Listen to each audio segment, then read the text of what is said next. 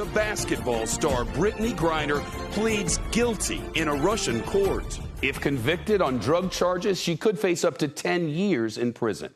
After today's hearing, Griner's Russian attorney said she admitted that she had cannabis oil cartridges on her when police arrested her at an airport back in February. But he says Griner told the judge she brought them to Russia unintentionally. She was in a hurry as she was packing, and it was just by accident it ended up in her luggage. Russian authorities say they found less than a gram of vape oil in her bags. She's been in prison ever since. In a statement today, a spokeswoman for the National Security Council wrote in part, "At the president's direction, the U.S. government continues to work aggressively, pursuing every avenue to bring her home safely to her family, friends, and loved ones as soon as possible." The spokeswoman says the White House is also working to get Russia to release other Americans, including Paul Whelan. He's a former U.S. Marine, serving a 16-year sentence for alleged spying.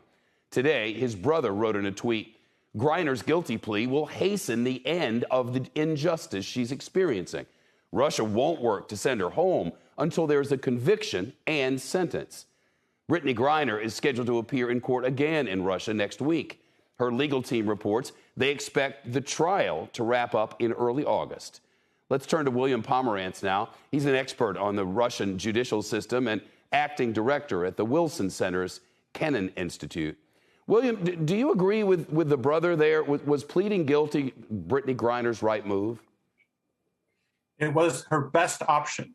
There is a 99% conviction rate. Having pled guilty, she now can throw herself on the court, ask for leniency, and will hopefully be one step closer to going home. You know, Russian state media has hinted that Moscow might be interested in a prisoner swap. And one name that's being floated is a big one, Viktor Bout. His U.S. lawyer says Moscow wants to trade him for Brittney Griner. So who's he? Well, he's known as the Merchant of Death. He's serving a 25-year sentence in the U.S. A federal jury convicted him back in 2011 of selling weapons to Colombian rebels. Prosecutors say he sold to the rebels so they could kill Americans. At the time, the Attorney General Eric Holder called him one of the world's most prolific arms dealers. Brittney Griner and her vape oil for that guy? I mean, is that realistic? It's realistic. It may not be just, but it's realistic. Viktor Bout is the person who the Russians want to exchange for Brittney Griner. And I think they are able to have a hard bargain. And I think this is the demand that they will make in order to return Brittney Griner to the United States. William Pomerantz, thanks very much.